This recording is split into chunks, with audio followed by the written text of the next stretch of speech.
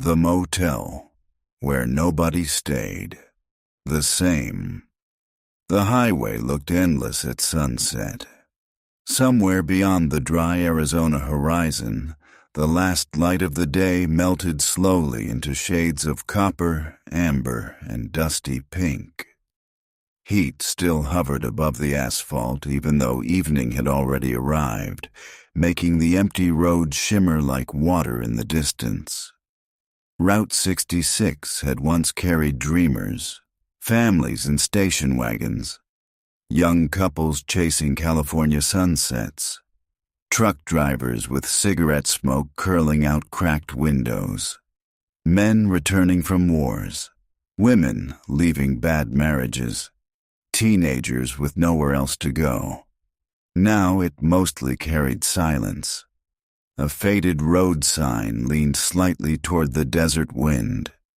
Welcome to Ash Creek population. 1,204. Half the letters had peeled away years ago. A few miles farther down the road, beneath a tired purple sky, the old neon sign of Sunset Pines Motel buzzed weakly against the growing darkness. One letter no longer worked. Sunset Pines Motel. The neon flickered every few seconds, humming softly like an old man talking in his sleep. The motel sat alone beside the highway, surrounded by dry grass, cracked pavement, and stubborn desert flowers somehow still alive after months without rain.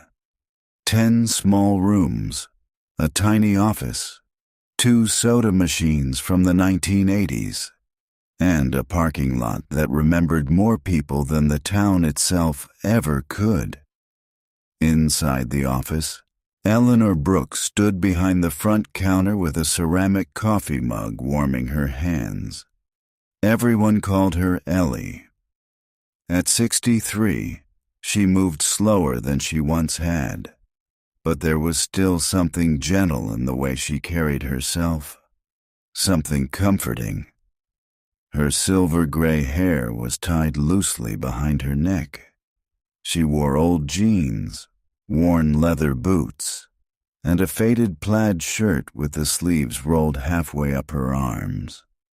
The old radio beside the register played soft country music through static. And if you're driving tonight, folks, watch for dust storms outside Flagstaff. Ellie glanced toward the window. The sky out west had started turning darker. She sighed quietly. Walter always said storms sneak up faster in September, she murmured to herself. The office smelled like coffee, old paper, and lemon furniture polish. Behind the counter sat decades of forgotten lives. Stacks of yellow motel receipts, postcards from travelers, old room keys attached to heavy plastic tags, guest books filled with signatures stretching back nearly 40 years. Some names had faded completely. Others still looked fresh enough to belong to yesterday. Ellie reached for the oldest guest book on the shelf. Its leather cover cracked softly in her hands. She opened to a random page. July 1986. A family from Oklahoma, a truck driver from Nevada, a woman traveling alone from Oregon. Most people stayed one night. 2, if they were tired. But sometimes people left things behind. A scarf, a photograph, a letter, sometimes worse. Ellie carefully closed the book again. Outside, the wind picked up. Dry desert dust swirled through the parking lot in thin spirals. The motel sign buzzed louder. She stepped outside carrying a small watering can. Rows of flowers lined the motel walkway. Marigolds, desert lilies, and faded red geraniums growing in chipped clay pots. Walter had planted the first flowers 30 years ago. places look less lonely with flowers, he used to say. Ellie watered each plant slowly while the sunset deepened around her. Far across the highway, an old freight train moaned through the desert like a ghost drifting through another lifetime. The air smelled like hot asphalt, dry earth, gasoline, and distant rain that hadn't arrived yet. Room 3 was empty. Room 6, too. Room 9 still had a broken lamp she kept meaning to fix. Business had been slow all summer. Most people preferred newer places closer to the interstate now. Places with bright LED signs and free Wi-Fi. Places without creaking floors and flickering lights. But every once in a while, someone still found Sunset Pines Motel, usually the lost ones. Ellie finished watering the flowers and sat quietly on the old wooden bench outside the office. The bench creaked beneath her weight. The desert evening had a strange kind of peace to it. Not happiness, not sadness either, just stillness. The kind that settles into old places after enough years pass. She stared at the empty highway while the country song on the radio drifted faintly through the office window behind her. Walter had loved evenings like this. The two of them used to sit together after closing, drinking coffee and guessing where travelers were headed. She's running from somebody. That man's headed home. That couple won't last 6 months. Walter was usually right. Ellie smiled faintly at the memory. Then the smile disappeared. Because evenings were the hardest part now. Mornings kept you busy. Afternoons gave you chores. But evenings reminded you who was missing. A gust of wind swept across the parking lot hard enough to rattle the soda machines beside room 2.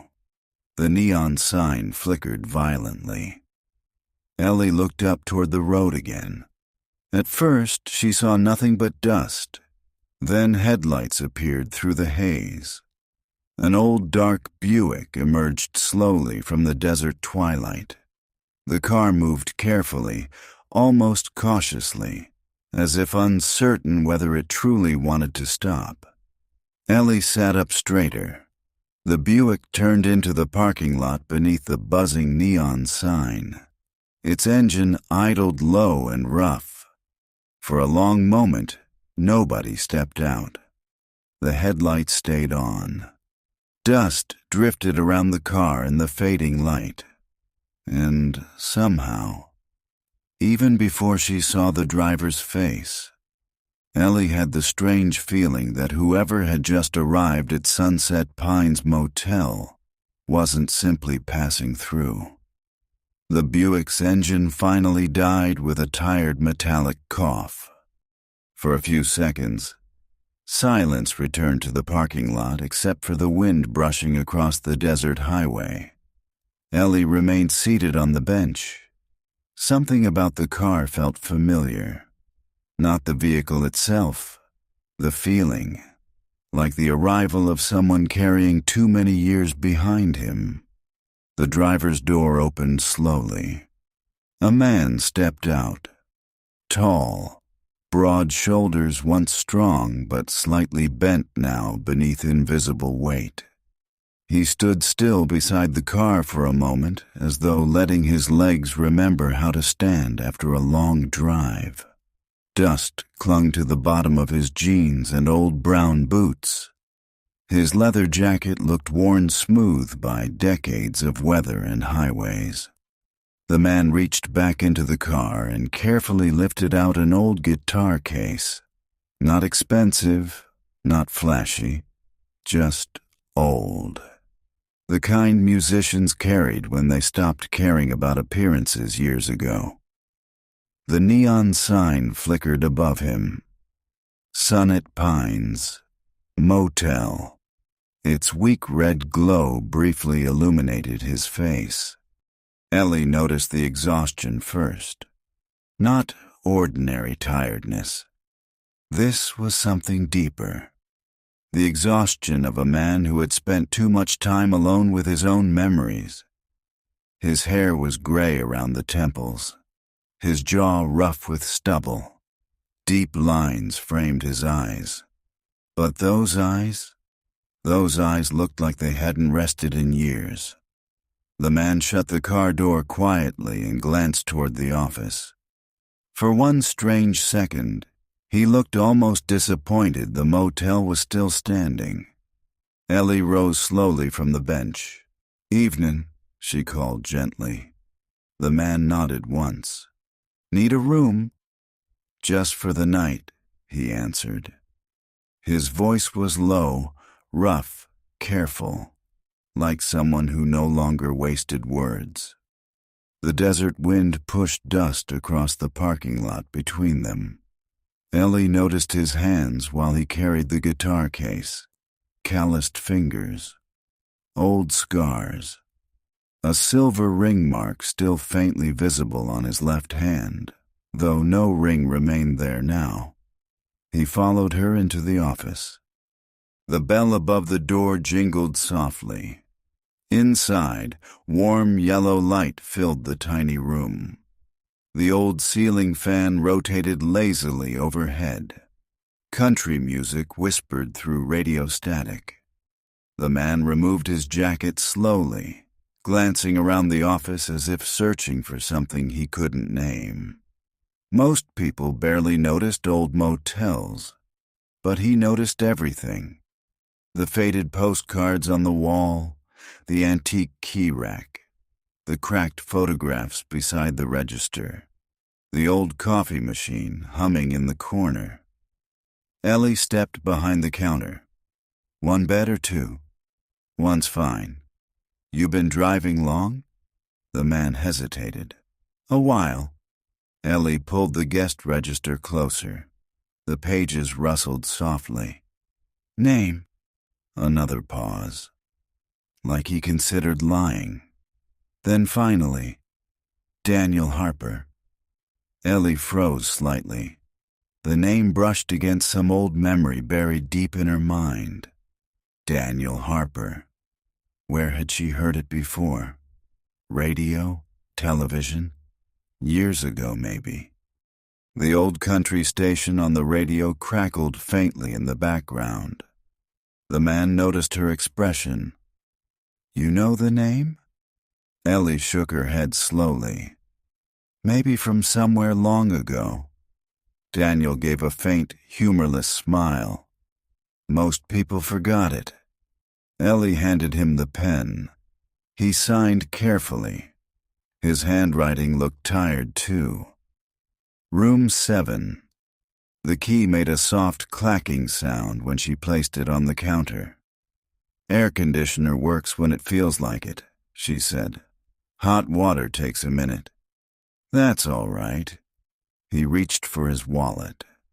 Ellie noticed an old folded photograph tucked behind the bills inside.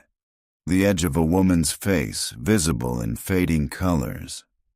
Daniel quickly closed the wallet before she could see more. Outside, wind rattled the office windows. The storm was getting closer now. "You picked a rough night to stop," Ellie said. Daniel looked toward the dark highway outside. "Maybe." For a second, it sounded like he meant more than the weather. Ellie handed him the room key. Their fingers brushed briefly. His hands felt cold despite the heat outside. "If you need coffee," she said softly, "I leave a fresh pot on around 5. Daniel nodded once. "Thank you." He turned toward the door carrying the guitar case, then stopped. Not fully turning around, just enough to speak over his shoulder. "You owned this place long?"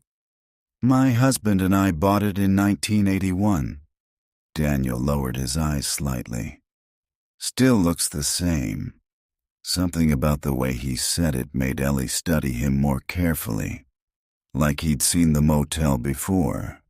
But before she could ask anything, he stepped outside into the desert night. The neon light painted tired red reflections across the Buick as he disappeared toward room 7. The wind howled harder now. Ellie watched through the office window while Daniel unlocked the room door. He paused before entering, as if uncertain whether he truly wanted to go inside, then finally disappeared into the room. The parking lot became quiet again, but the silence no longer felt empty. Ellie glanced down at the guest register. Daniel Harper. The name lingered in her thoughts. Outside, lightning flashed faintly far beyond the mountains, and inside, room 7. Daniel sat alone on the edge of the motel bed beneath dim yellow light. The old air conditioner rattled weakly beside the window. Slowly, carefully, he removed the photograph from his wallet. For a long time, he simply stared at it without moving. Then he whispered something so quietly, even the empty room almost failed to hear it. "I should have come back sooner." Long after the highway had disappeared into darkness and the last traces of sunset had faded beyond the distant Arizona mountains, room number 7 remained softly illuminated by a weak yellow lamp, whose aging fabric shade cast tired shadows across the faded wallpaper, making the small motel room feel less like a place meant for sleeping and more like a forgotten memory someone had accidentally left behind years ago. The old air conditioner beneath the window groaned every few minutes with the stubborn determination of a machine that should have stopped working long ago, yet somehow continued surviving out of habit alone, while thin currents of lukewarm air drifted through the room, carrying with them the scent of dust, dry wood, old coffee grounds, and the faint trace of rain slowly gathering somewhere beyond the desert horizon. Daniel Harper sat motionless on the edge of the bed, still wearing his jeans and boots, with the old photograph resting loosely between his fingers as though he were afraid that holding it too tightly might finally force him to confront everything he had spent years trying not to remember. Outside, the motel sign buzzed against the wind. Inside, silence pressed heavily against the room, the kind of silence that only existed in places forgotten by time.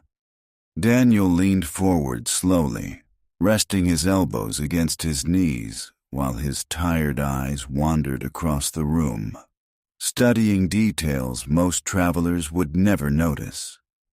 The cigarette burn near the dresser, the faded floral curtains trembling slightly from the air conditioner, the hairline crack running through the mirror beside the bathroom door, and the small water stain on the ceiling that looked strangely like the outline of Texas. It amazed him how little the motel had changed, or maybe what unsettled him most was realizing how much he had. 20 years earlier, places like this had felt temporary to him, little pauses between concerts and highways and radio stations and applause. But somewhere along the way, the temporary parts of his life had become permanent, while the things he once believed would last forever had quietly disappeared without warning. He looked again at the photograph. A younger version of himself stood smiling beneath this same neon motel sign, his arm wrapped around a woman whose dark hair danced wildly in the desert wind, while laughter seemed frozen forever inside the faded colors of the picture. For a long moment, Daniel stared at her face without blinking. Then he slowly turned the photograph over. Written on the back in delicate handwriting were only 5 words. "Don't let this become goodbye." Daniel closed his eyes. The sound of the air conditioner deepened into a low mechanical hum as distant thunder rolled faintly across the desert, soft enough to feel almost imagined. He could still hear her voice sometimes, not clearly anymore. Time had stolen the sharpness from her laughter, softened the edges of old memories, blurred entire years into fragments of highways and motel ceilings and lonely mornings. But every now and then certain places brought everything back with unbearable clarity. And this motel remembered too much. Daniel rose slowly from the bed and crossed toward the window, where the neon sign painted weak red reflections across the glass, while dust drifted endlessly through the parking lot outside like smoke moving across the earth. The world looked lonely under neon lights. Always had. He loosened the collar of his shirt and glanced toward the guitar case resting beside the dresser. He had not played publicly in nearly 5 years. Not since Nashville. Not since the last tour. Not since the night everything finally collapsed beneath the weight of all the mistakes he had spent years pretending weren't destroying him. A bitter smile crossed his face. Funny how regret never arrived all at once. It came quietly, one memory at a time, one sleepless night after another, one empty motel room after another. Daniel reached toward the lamp and turned it off. Darkness settled across the room except for the pale neon glow slipping through the curtains. And then, from somewhere outside, music drifted softly through the night. Daniel froze. At first he thought he imagined it, but then the melody grew clearer beneath the static hum of an old radio. A slow country song, gentle guitar, low aching vocals. His song. Daniel stared toward the window in disbelief while the lyrics floated through the darkness like ghosts returning from another lifetime. The song had once played on every country station in America, back when people still knew his name, back when crowds sang the words louder than he could, back before success had turned into loneliness. He moved toward the window almost unconsciously and slowly pulled the curtain aside.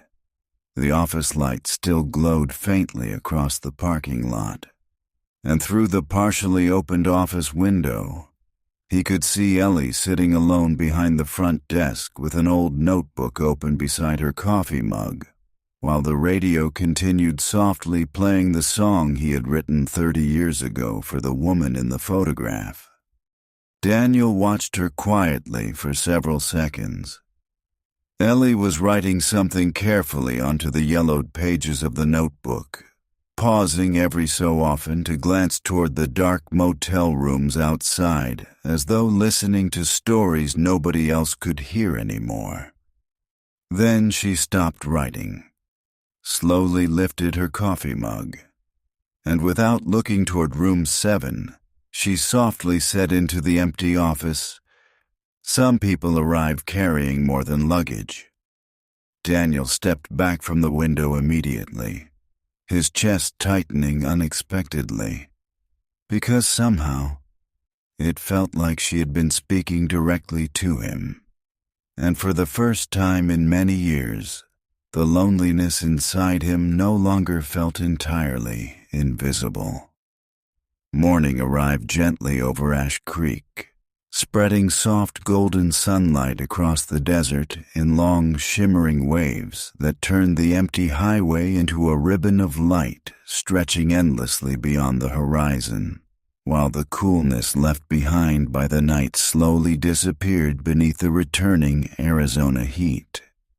The storm that had threatened the evening before never fully arrived, though traces of it still lingered in the heavy clouds drifting lazily above the distant mountains, casting slow-moving shadows across the desert floor, while the smell of damp earth mixed strangely with gasoline, coffee, and bacon drifting from the small roadside diner across the highway. Ellie had been awake since dawn. She always woke early now. Sleep had become lighter after Walter died, as though some part of her still listened for the sound of his boots crossing the motel office floor before sunrise. Inside the office, an old coffee pot bubbled softly while country music crackled through the radio beneath the morning weather report, and outside, Ellie carefully swept dust from the motel walkway, while the rising sunlight reflected warmly against the windows of the parked Buick beside room 7. Daniel's curtains remained closed. She wondered briefly whether he had slept at all. Something about him unsettled her in ways she could not entirely explain. Not fear, not danger, just sadness. The deep, quiet sadness carried by people who had spent too many years running from memories that eventually learned how to follow them anyway.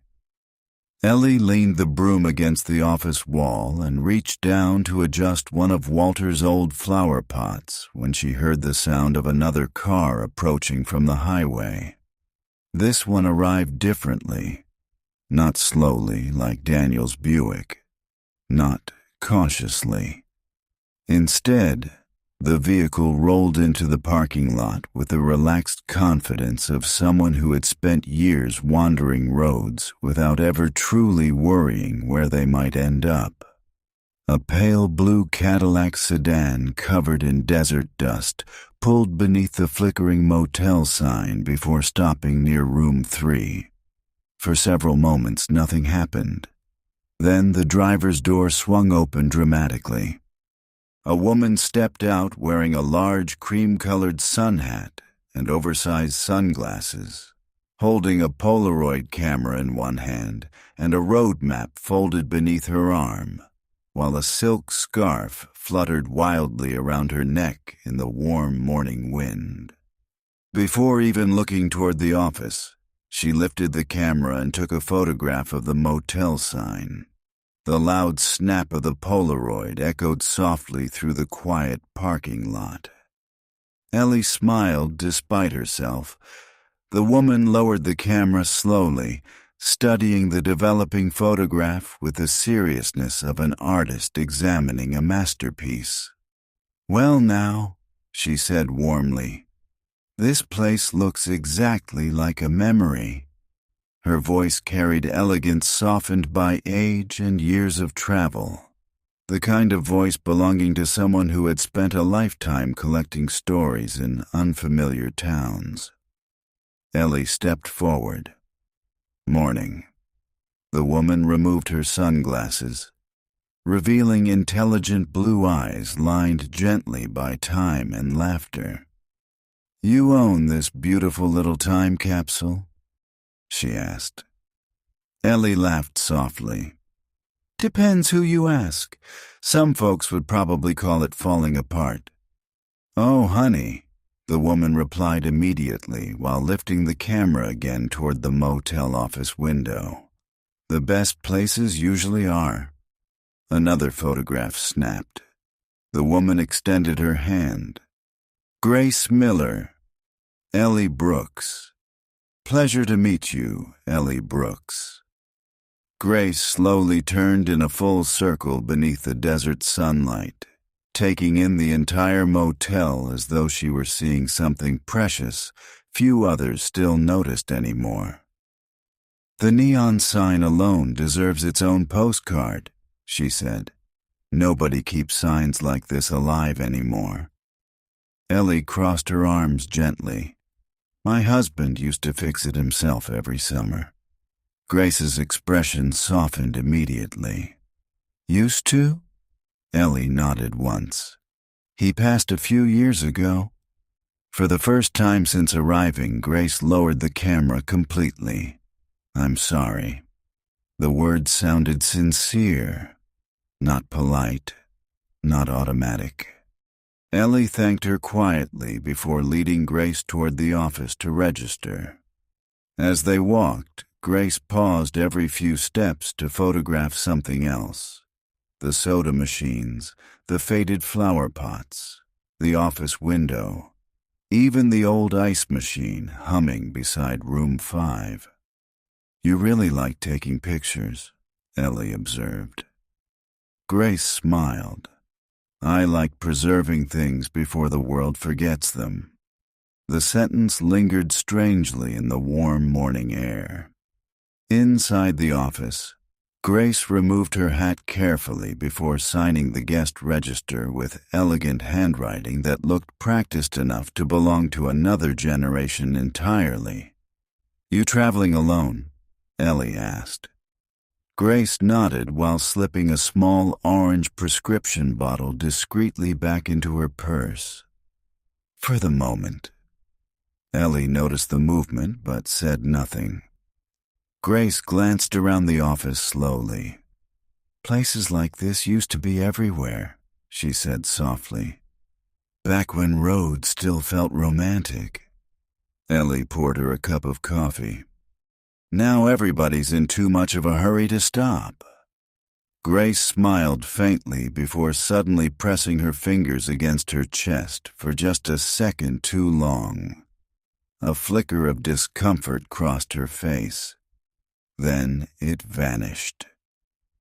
"So," Grace said brightly, recovering immediately, "which room has the best sunset view?"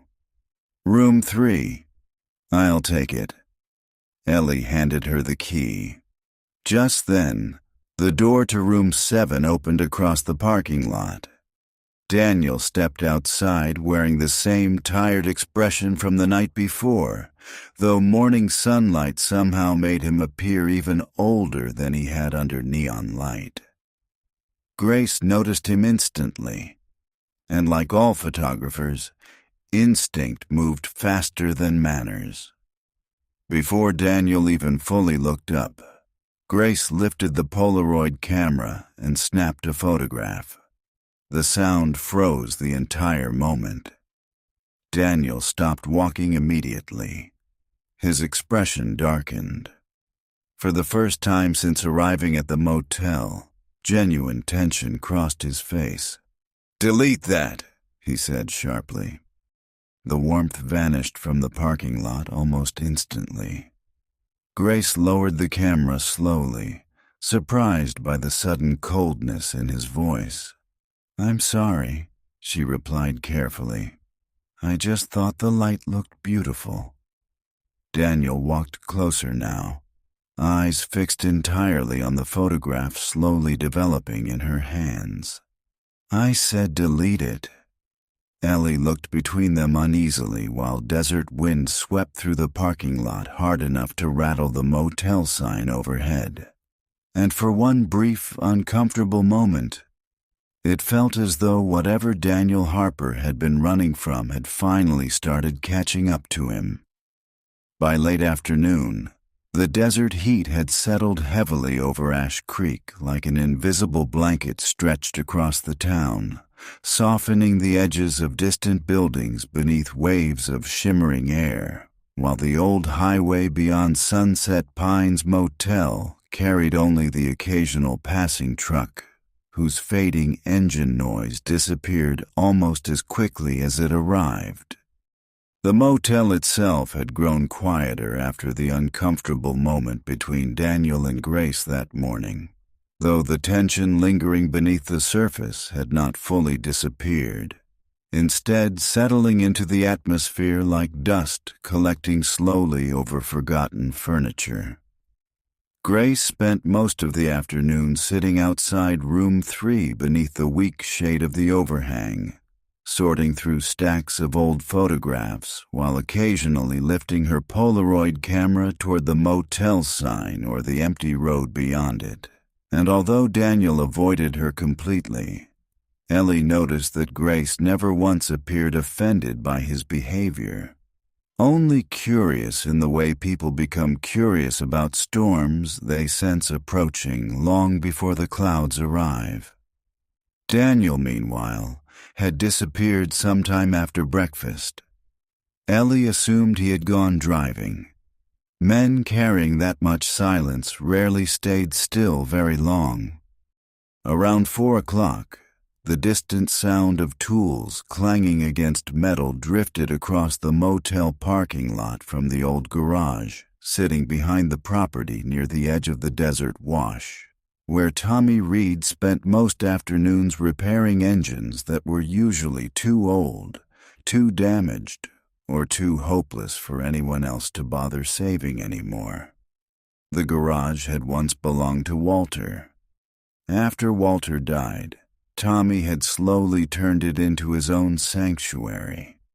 Inside, the air smelled of gasoline, machine oil, hot metal, and desert dust baked into concrete over decades of Arizona summers, while old rock and country songs played softly through a battered radio sitting crookedly on a shelf beside stacks of rusted car parts and faded automotive magazines. Tommy stood bent over the open hood of a faded red Chevrolet pickup with grease streaked across his arms and forehead, while a pencil rested behind one ear and an unfinished sketchbook lay open nearby beneath scattered tools. At 17, Tommy carried the restless energy of someone who already knew the town around him was too small for the size of his dreams.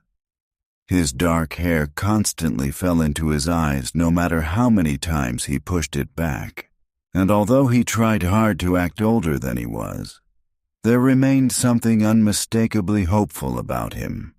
The kind of hope older people recognized immediately because they remembered what it felt like before life taught them how fragile hope could become. Daniel found him there just before sunset. For several moments he simply stood quietly in the garage doorway, watching Tommy work beneath the hanging fluorescent lights, while the evening sun poured through the open bay doors in long golden beams thick with floating dust. Tommy looked up eventually. "You need something fixed?" he asked while wiping his hands on an old rag. Daniel shook his head slightly. "Just heard the noise." Tommy glanced toward the guitar case resting beneath Daniel's arm. "You play?" Daniel smiled faintly. "Used to?" Tommy laughed softly. "Nobody carries a guitar around Arizona if they only used to play." Daniel stepped farther into the garage while his eyes wandered across the walls lined with old license plates, vintage highway maps, and charcoal sketches of desert roads disappearing endlessly into distant horizons. One sketch in particular caught his attention. It showed an empty highway at sunset, stretching beneath a sky painted in dark shades of orange and fading blue, with a tiny roadside motel glowing alone in the distance. Daniel stared at it longer than the others. "You draw these?" Tommy nodded, suddenly embarrassed. "Mostly when business gets slow." Daniel studied the drawing carefully. "You ever think about leaving?" Tommy let out a short breath through his nose. "Every day." Outside, wind rolled softly through the desert brush, while somewhere far beyond town, a train horn echoed low against the evening sky. Tommy leaned against the truck. "Problem is, everybody leaves this place thinking the world's waiting for them somewhere else," he said quietly. "But half the people who come back look more lost than when they left." Daniel lowered his eyes slightly. "That happens more than people admit." Tommy glanced again toward the guitar case. "You ever go anywhere good?" Daniel smiled in a way that barely qualified as a smile at all. "Everywhere. And?" For several seconds, Daniel said nothing. Then finally, "Sometimes leaving is easier than finding a place worth returning to." The sentence settled heavily inside the garage. Tommy looked at him differently after that. Not like an old traveler anymore. Like someone who had actually lived the kind of stories young people imagine while staring at highways from small towns. Tommy reached for the radio and adjusted the dial absent-mindedly while static crackled through the speakers. Suddenly, an old country song filled the garage. Warm steel guitar, slow vocals. Tommy froze immediately, then looked toward Daniel in disbelief. "No way." Daniel's expression changed the moment he heard the song. Not pride, not nostalgia. Pain. Tommy stared openly now. "You're him." Daniel remained silent. "The Daniel Harper?" Tommy asked again, almost laughing from shock. "My granddad used to play your records constantly." Daniel glanced toward the open desert beyond the garage doors. "That was a long time ago." Tommy stepped closer, excitement growing rapidly. "You disappeared," he said. "Nobody knew where you went after Nashville." Daniel's face tightened slightly at the word. Nashville, the place where careers were born and ruined. Tommy realized too late he had touched something painful. "Sorry," he muttered. But Daniel shook his head slowly. "No reason to apologize." The radio continued softly playing the song between them while evening shadows stretched longer across the garage floor.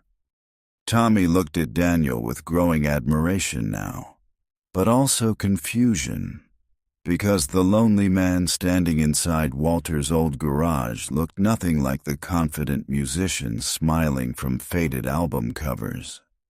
Fame had once wrapped Daniel Harper in bright lights and applause.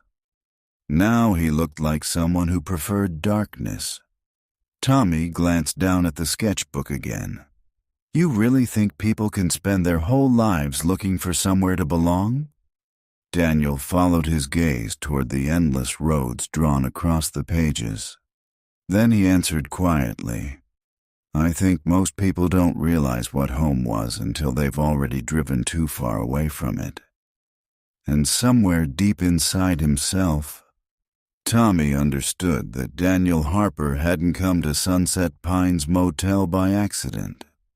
That night arrived slower than usual, as though the desert itself had grown reluctant to let go of the warmth lingering across the empty highways and faded rooftops of Ash Creek, while soft purple shadows stretched across the motel parking lot beneath a sky crowded with heavy clouds drifting silently over the mountains. By 10 o'clock, most of the town had gone dark. The diner across the road had switched off its sign.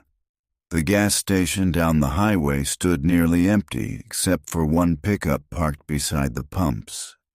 And Sunset Pines Motel glowed quietly beneath its tired neon lights like an old memory refusing to disappear completely into the desert night.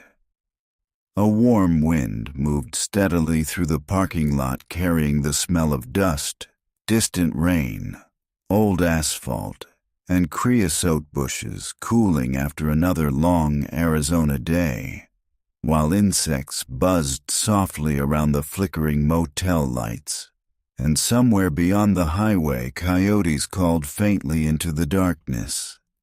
Ellie sat outside near the old soda machines, wearing a faded denim jacket over her plaid shirt, while a paper cup of coffee rested between her hands, though the coffee itself had already gone cold nearly 20 minutes earlier. She often sat outside at night now. The motel sounded different after midnight, more honest somehow. During the day, people smiled too easily, filled silences too quickly, pretended they were less lonely than they really were. But nighttime stripped those performances away. Nighttime made people real. The office radio played softly behind her through the open window while she watched headlights pass occasionally across the distant highway without slowing down. Most travelers no longer stopped in towns like Ash Creek. They drove faster now, wanted brighter places, newer places, places that didn't remind them how quickly time disappeared. Ellie heard footsteps approaching across the parking lot before she saw Daniel emerge from the darkness near room 7 carrying his guitar case loosely at his side. For a moment, he looked surprised to find her still awake. "Couldn't sleep?" Ellie asked gently. Daniel glanced toward the soda machine humming beside her. "Something like that." She motioned toward the empty chair nearby.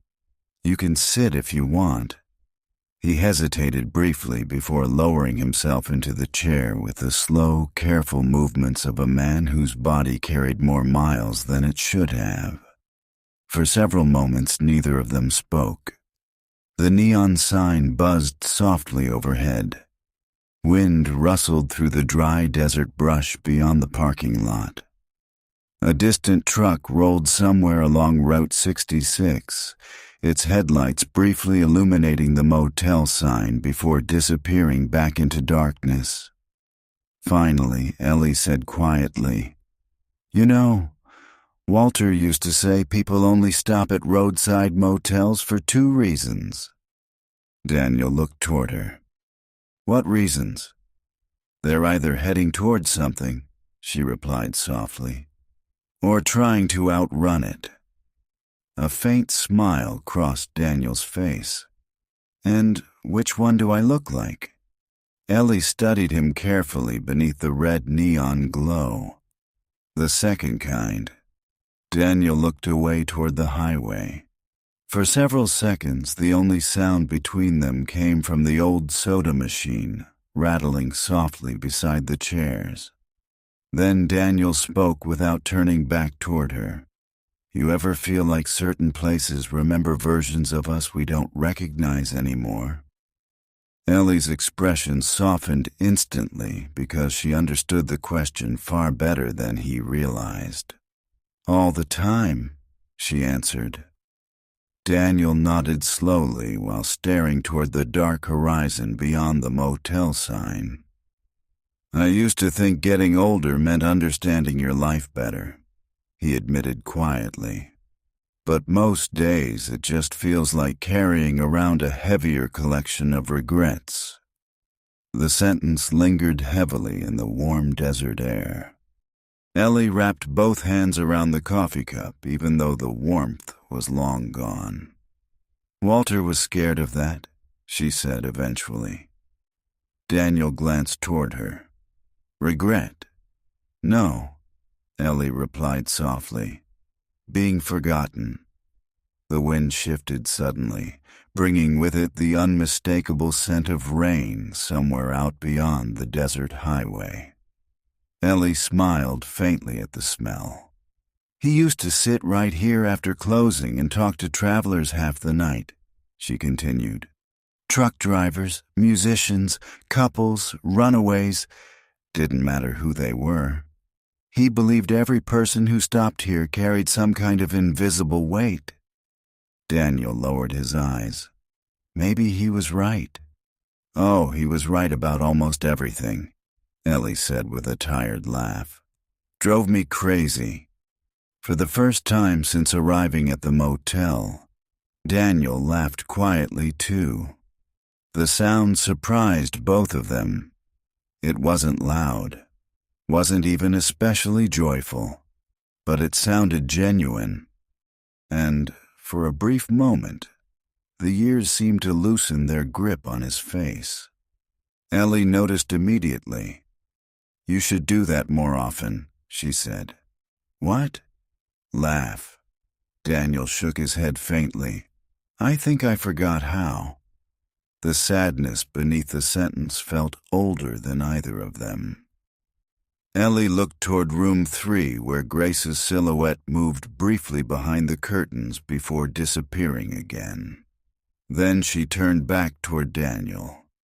"You knew this place before, didn't you?" Daniel remained still. The neon sign buzzed loudly overhead, while distant thunder rolled somewhere beyond the mountains. Finally, he answered, "Yes." Ellie waited, but Daniel said nothing more. The silence between them deepened again, though strangely it no longer felt uncomfortable, only honest. Then suddenly, a phone began ringing inside Daniel's jacket pocket. The sound cut sharply through the quiet night. Daniel froze the moment he saw the caller ID. Whatever calm had settled over him instantly disappeared. Ellie watched the color drain slightly from his face beneath the motel lights. "You all right?" she asked carefully. Daniel didn't answer immediately. He simply stared at the phone vibrating in his hand while distant lightning flashed silently across the desert sky. Then finally, almost under his breath, he whispered, "No, not anymore." The following morning arrived beneath a sky layered with pale gray clouds that drifted slowly across the Arizona desert like tired memories refusing to leave, while the sunlight breaking through them appeared softer than usual, bathing the old motel in a muted golden glow that made Sunset Pines Motel look less like a business beside a forgotten highway and more like an old photograph slowly fading around the edges. A strange quietness lingered over the property after the conversation Ellie and Daniel had shared the night before, though it was not the uncomfortable silence of strangers anymore, but rather the heavier silence that settles between people after they accidentally reveal pieces of themselves they normally spend years trying to protect. Daniel had barely spoken that morning. Ellie noticed the exhaustion in his face the moment he stepped into the office for coffee, though it no longer looked like the ordinary weariness of travel, but the deeper kind of exhaustion that follows sleepless nights spent wrestling with memories stronger than sleep itself. He thanked her quietly for the coffee and disappeared back toward room 7 without mentioning the phone call from the previous night. And Ellie, understanding that certain wounds only closed when left untouched, chose not to ask questions he clearly was not ready to answer. Outside, the wind moved gently through the flower pots lining the motel walkway, while Grace sat beneath the overhang near room 3, organizing dozens of Polaroid photographs across the small metal table beside her chair, occasionally lifting one toward the cloudy sky as though searching for hidden meanings trapped inside the images. Tommy spent the morning repairing an old radiator behind the garage, though every few minutes he glanced toward room 7 with the restless curiosity of someone still unable to believe that the quiet man staying at the motel had once been famous enough to appear on radio stations across America. And Ellie found herself thinking about 1978. It happened unexpectedly. Certain mornings did that to her. The clouds, the smell of rain, the soft static drifting from the office radio. Sometimes memories arrived quietly, without permission, carrying entire versions of the past back into the present before she even realized what was happening. She stood behind the front desk holding Walter's old guest book when her eyes drifted toward a faded entry near the center of the page. June 14th, 1978. Room 4. Thomas and June Carter, Chicago, Illinois. Ellie smiled faintly. "Well," she whispered softly to herself, "there you are again."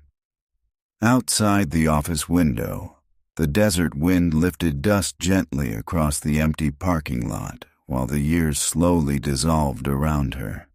And suddenly, she was 25 again. The summer of 1978 had been unbearably hot. The kind of Arizona summer where heat rose from the highway in shimmering waves from sunrise until long after dark, while travelers stumbled into the motel exhausted, sunburned, and desperate for air conditioning strong enough to make them forget the desert outside even existed.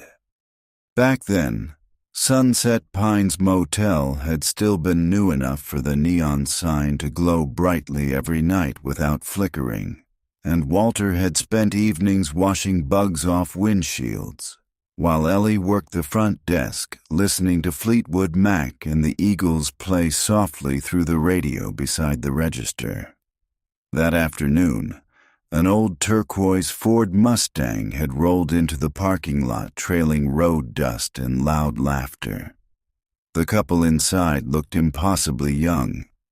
The boy wore denim jeans, cowboy boots, and sun-faded hair hanging slightly too long over his forehead, while the girl sitting beside him had dark curls dancing wildly in the desert wind, and the kind of smile capable of making entire rooms feel brighter without trying. They checked into room 4 just before sunset. Walter noticed immediately they were in love. Not the temporary kind, not the reckless kind, the real kind, the dangerous kind. Ellie remembered how the girl, June, kept photographing everything around the motel with a small Kodak camera, while Thomas carried her suitcase with exaggerated seriousness just to make her laugh. Young love always made the motel feel different somehow. Warmer, hopeful, as though the building itself enjoyed witnessing people who still believed life might become exactly what they dreamed it would. That night, after most guests had gone quiet, Ellie remembered seeing the couple sitting outside room 4 sharing milkshakes from the diner across the road, while music drifted softly from their car radio beneath the warm desert stars. Walter had watched them from the office doorway with a knowing smile. "They won't make it easy on themselves," he'd said quietly. Ellie laughed. "What does that mean?" Walter leaned against the doorway. "It means some people love each other so deeply they end up hurting each other without meaning to." At 25, Ellie hadn't fully understood what he meant. But she remembered the way Walter kept watching the couple afterward, as though he already sensed sadness waiting somewhere ahead of them beyond the highway. 3 nights later, June sat alone outside room 4 crying quietly while Thomas packed the Mustang in silence. Ellie never learned exactly what happened between them, only that Thomas left before sunrise, and June remained another 2 days afterward staring endlessly toward the highway, as though waiting for something that never returned. Before leaving, June handed Walter a folded piece of paper. "If he ever comes back," she said softly, "give him this." But Thomas Carter never returned, and eventually life moved forward the way it always does, burying old heartbreaks beneath newer years until even memories begin gathering dust. Ellie slowly closed the guest book. Outside, wind rattled the motel sign softly while dark clouds thickened farther beyond the mountains. For a long moment she stood completely still behind the front desk, because suddenly, painfully, the story reminded her of Daniel. Not exactly, but emotionally. the same sadness, the same unfinished feeling, the same look people carry when they spend years haunted by roads they should have taken differently. Ellie opened the guest book again and carefully reached deeper between the pages until she found an old folded note hidden near the back cover. Walter's handwriting. She unfolded it slowly. Only one sentence appeared on the paper. Some people spend their whole lives trying to return to moments that were only meant to last one summer. Ellie stared at the words while thunder rolled softly far beyond the desert horizon. And somewhere inside room 7, Daniel Harper sat alone beside the window, holding an old photograph while rain clouds gathered slowly over Ash Creek. By late evening, the desert sky above Ash Creek had transformed into a restless ocean of dark, swollen clouds moving heavily across the mountains, swallowing the last traces of sunset beneath layers of deep gray and bruised purple, while distant flashes of lightning flickered silently beyond the horizon, like forgotten cameras illuminating another world far away. The air itself felt strange, heavy, electric. Even the highway seemed quieter than usual, as though travelers instinctively sensed the storm approaching long before the first drop of rain ever touched the earth. Rare storms carried a different kind of power in the Arizona desert. People who lived there long enough understood that. Rain did not arrive gently in places that spent most of the year thirsty. It arrived suddenly, violently, like emotions buried too deeply for too long. The first thunderclap rolled across Ash Creek just after 9 o'clock. The sound echoed through the desert with enough force to rattle motel windows and shake loose years of dust from the old neon sign above the parking lot, where warm wind now whipped fiercely across the pavement, carrying the scent of rain-soaked dirt before the storm had even fully arrived. Ellie stood beneath the office overhang, watching the sky darken, while Tommy hurried across the parking lot, securing loose chairs against the strengthening wind, his flannel shirt snapping violently around him as lightning flashed somewhere beyond the highway. Grace remained seated outside room 3, wrapped in a blanket, despite Ellie repeatedly telling her to move inside, stubbornly determined to photograph the approaching storm as though she understood instinctively that beauty often arrived hand in hand with danger. And Daniel. Daniel stood alone beside room 7, staring toward the horizon with an expression Ellie could not fully read beneath the flickering neon glow. The storm finally broke without warning. Rain slammed against the desert all at once. Massive, heavy drops exploded across the pavement so violently that steam rose briefly from the hot asphalt while thunder cracked overhead hard enough to make the motel lights flicker uncertainly. Within seconds, the parking lot transformed into chaos. Wind howled across the property. The motel sign buzzed erratically. Water rushed along the roadside gutters that had remained dry for nearly 8 months. Tommy sprinted toward the garage while Ellie hurried to pull flower pots beneath the overhang, though the rain soaked her completely before she even reached the office door. Grace laughed openly beneath the storm while snapping photographs into the darkness like someone determined to capture every second before it vanished. Daniel crossed the parking lot quickly toward her. "You should get inside," he shouted over the wind. Grace lowered the camera only long enough to grin. "At my age," she yelled back, "you learn storms are worth getting wet for." Another blast of thunder rolled overhead. This time, the motel lights blinked completely off. Darkness swallowed the parking lot.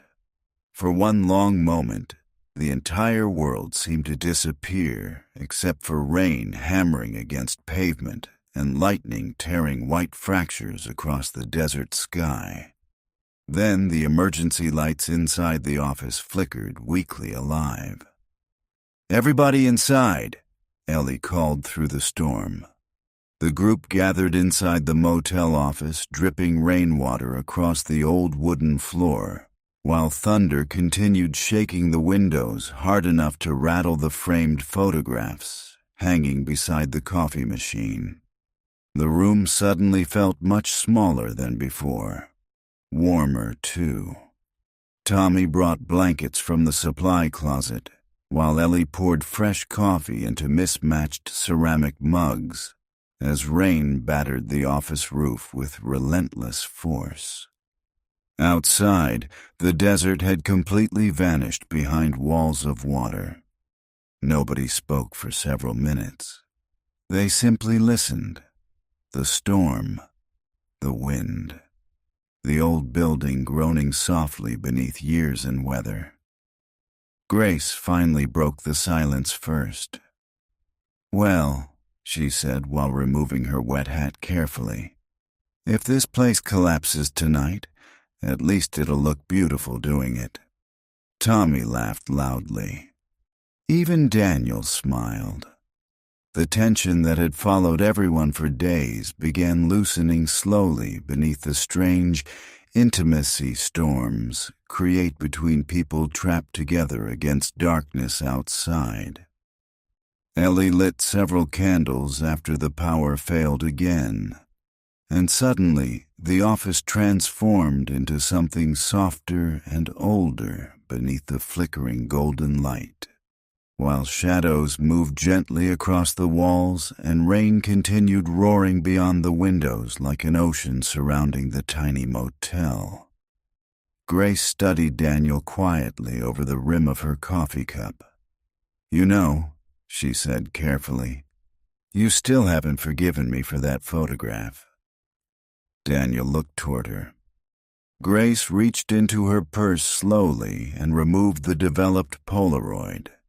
Then she slid it gently across the table toward him. Daniel hesitated before picking it up. The photograph showed him standing beneath the motel sign that morning while desert sunlight illuminated one side of his face and shadow covered the other. He looked lonely, older than he imagined himself, but strangely human too. Grace watched him carefully. "People spend too much time trying not to be seen," she said softly. Daniel stared at the photograph without answering. Then Tommy suddenly spoke from across the room. "You should play something." Daniel looked up immediately. "What?" "The guitar," Tommy clarified. "You should play." Rain hammered harder against the roof. The candlelight flickered softly between them. For a moment, Daniel looked ready to refuse. Then slowly, almost reluctantly, he reached for the guitar case resting beside his chair. The office grew quiet as he opened it. Even the storm outside somehow seemed to soften. Daniel lifted the old acoustic guitar carefully into his hands like something fragile enough to break beneath memory alone. His fingers rested against the strings for several long seconds. Then finally, he began to play. The first notes drifted gently through the candle-lit office while thunder rolled low across the desert beyond the windows.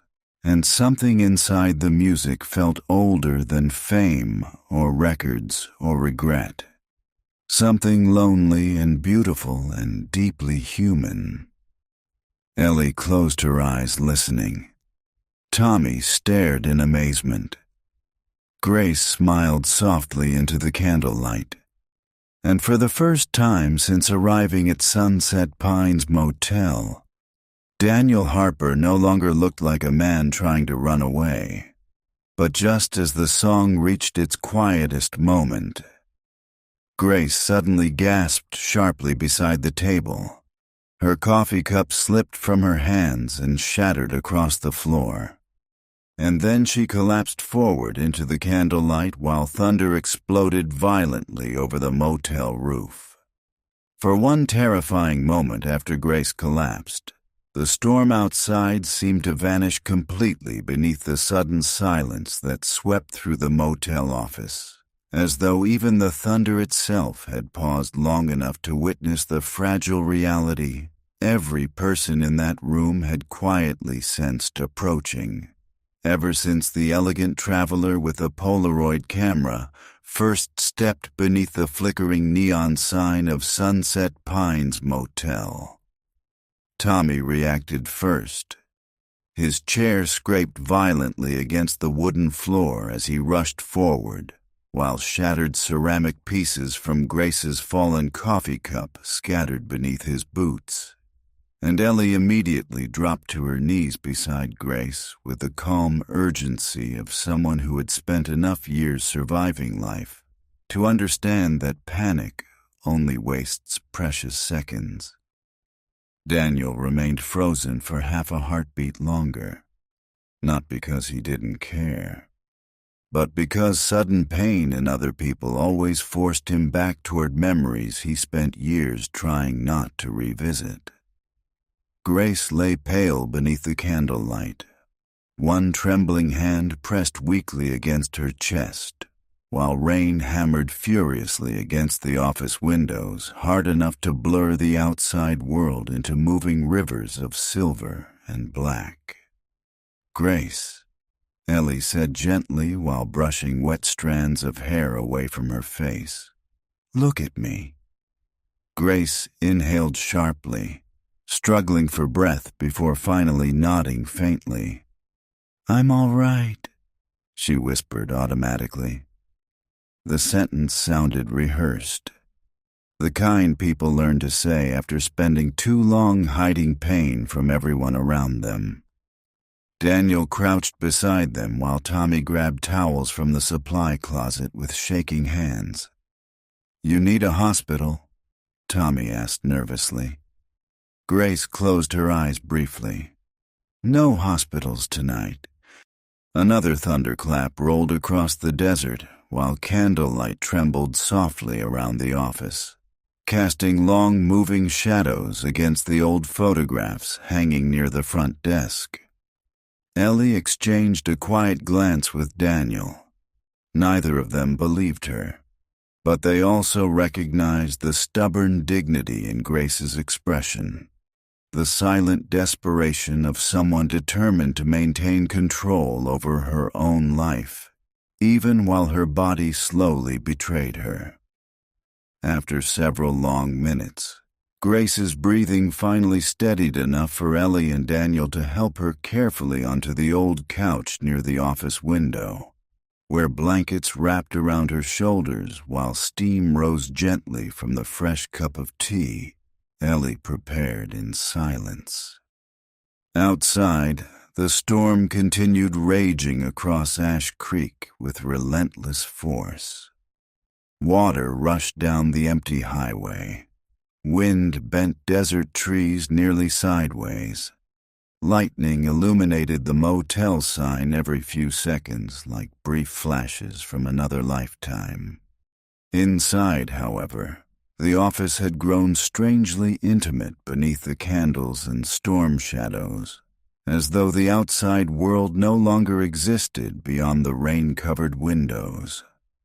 Grace sat quietly for a long time, staring into the tea cradled between her hands while the others pretended not to watch her too carefully. Finally, she spoke. "I suppose," she said softly without looking up, "you all deserve an explanation now." Nobody interrupted. The storm filled the silence for them. Grace smiled faintly, though sadness lingered heavily beneath it. "Funny thing about getting older," she continued quietly. is that eventually your body starts making decisions without asking permission first. Ellie sat beside her. Grace looked toward the rain-soaked darkness outside the office window before speaking again. 3 months ago, doctors found something near my heart, she admitted. Maybe operable, maybe not. Depends which doctor you ask. Tommy lowered his eyes immediately. Daniel remained still beside the coffee machine, though something painful shifted behind his expression. Grace laughed softly then, though the sound carried exhaustion rather than humor. "The strange part is," she said, "I wasn't scared at first. I spent 40 years teaching photography in Chicago, traveled half the world, buried 2 husbands, survived enough heartbreak to fill libraries."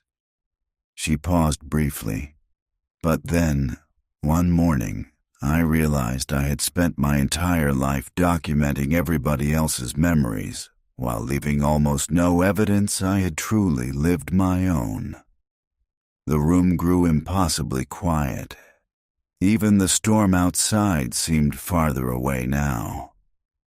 Grace slowly reached into her purse and removed several Polaroid photographs before placing them carefully across the coffee table beneath the candlelight.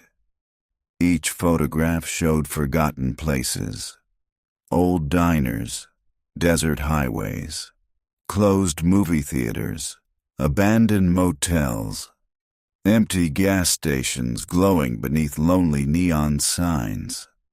"I started driving west 3 weeks ago," Grace continued softly. "No schedule, no destination. I just wanted to see America one more time before they cut me open in some cold hospital room where nobody remembers my favorite songs." Ellie's eyes filled slightly at the sentence. Grace noticed immediately. "Oh, honey," she said gently, reaching across the couch. "Don't look at me like that. I'm not dying tonight." "But you were scared," Ellie replied quietly. Grace smiled sadly. "Still am." The honesty in those words settled deeply into the room. No dramatic speeches, no self-pity. Just truth. Simple and human. Daniel finally spoke then, his voice quieter than before. "That's why you photograph everything." Grace nodded. "Because places disappear," she answered softly. "People too. And sometimes photographs are the only proof we were ever here at all." Ellie stared toward Walter's old guest book resting behind the front desk. Without speaking, she stood slowly and crossed the office. When she returned, she carried the worn leather notebook carefully in both hands, before placing it onto Grace's lap beneath the flickering candlelight. Grace looked down at it curiously. "What's this?" Ellie smiled faintly. "My husband used to write down stories about travelers who stayed here," she explained. "After he passed, I started adding my own." Grace opened the notebook slowly. Page after page contained names, memories, observations. Tiny fragments of lives that had briefly passed through Sunset Pines Motel over decades. A truck driver from Oklahoma who cried quietly after midnight because his daughter stopped answering his calls. A young couple driving to California with $80 and impossible dreams. A widow traveling alone after scattering her husband's ashes near the Grand Canyon. Ordinary people. Forgotten people. People who mattered anyway. Grace turned pages silently for several minutes while rain continued whispering against the windows. Then finally she looked toward Ellie again, her eyes glistening softly in the candlelight. "You kept them alive." Ellie nodded gently. As long as somebody remembers your story, she said quietly, part of you stays behind. Grace closed the notebook carefully against her chest. And for the first time since arriving at Sunset Pines Motel, the fear inside her expression loosened just enough for hope to finally breathe beneath it. Then, after a long silence filled only by rain and distant thunder, Grace looked toward Ellie and whispered softly, "Will you write mine too?"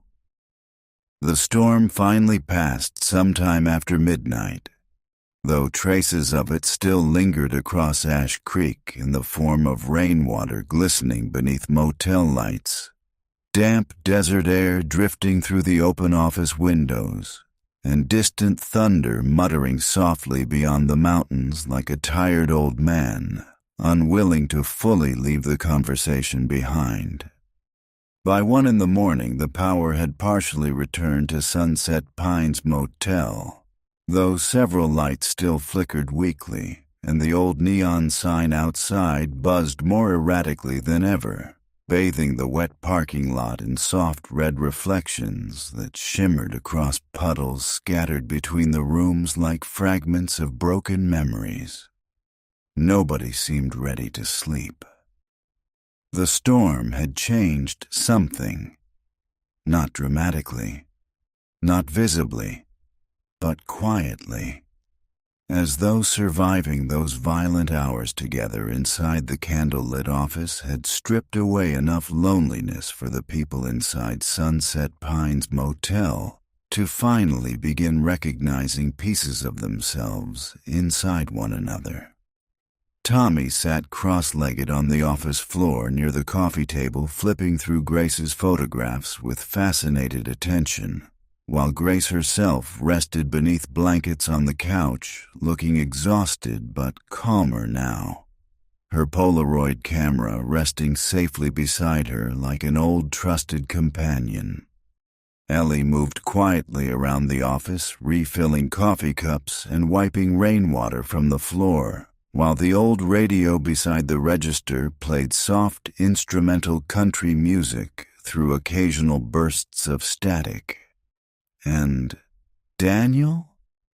Daniel sat near the window with his guitar resting across his lap while moonlight slowly emerged through thinning clouds outside, casting silver reflections across the wet highway beyond the motel. For a long time nobody spoke. The silence no longer felt awkward, only peaceful, like the silence shared between people who finally understood they no longer needed to pretend around each other. Tommy eventually looked up from the photographs.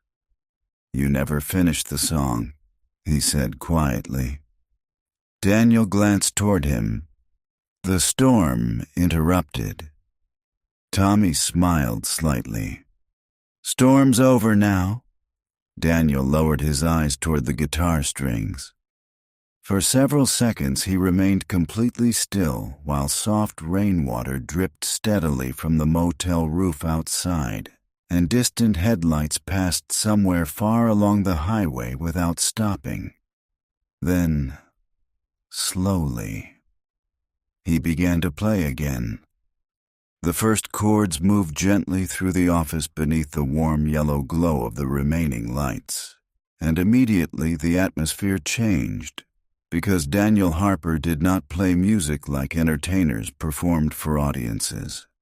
He played the way wounded people speak when words alone are no longer enough to carry the weight inside them. The melody drifted softly against the rain-soaked darkness outside, while Tommy listened with wide, unblinking eyes, and Grace leaned deeper into the couch cushions beneath her blanket, her expression suddenly distant, as though the music itself had unlocked forgotten parts of her life she had not visited in years. Ellie stopped moving altogether, because she recognized the song immediately. Everybody over 40 recognized it. Southern Rain. The song that had made Daniel Harper famous. The song that once played endlessly through bars and diners and radios all across America during the late 80s. Back when lonely country ballads still sounded honest enough to break people's hearts without trying. But tonight the song sounded different. Slower. Sadder. No longer performed by a rising star standing beneath stage lights, but by an older man sitting inside a fading roadside motel while carrying decades of regret behind every note. Daniel finally began to sing. His voice had changed with age. It carried roughness now, weariness, scars. But somehow those imperfections made the words feel even more beautiful than they once had. Outside, water still dripped steadily from the motel roof, while the desert beyond Ash Creek remained wrapped in darkness and silver moonlight. And inside the office, the music wrapped itself gently around every lonely corner of the room like warmth returning after years of cold silence. Tommy barely breathed while listening, because for the first time in his life, fame no longer looked glamorous to him. It looked painful, human, temporary. Grace closed her eyes during the second verse while tears slipped quietly down her cheeks, though she made no attempt to hide them. And Ellie watched Daniel carefully from beside the coffee machine because she realized something important while listening to him sing. The sadness inside his music had never been about losing success. It had always been about losing someone. Every lyric carried her shadow. Every pause carried memory. Every note sounded like apology. When the final chord finally faded into silence, nobody spoke immediately. The room remained suspended in stillness while the old highway beyond the motel stretched endlessly beneath moonlight and disappearing storm clouds. Then Tommy whispered softly, "I think that's the saddest, beautiful thing I've ever heard." Daniel smiled faintly without looking up. "That's probably because it's true." Grace wiped gently beneath her eyes before laughing quietly at herself. "You know," she said, "people always think music becomes timeless because of talent." Daniel looked toward her. Grace shook her head softly. "But really," she continued, "music survives because somebody somewhere hears their own life inside it." The sentence settled deeply into the room.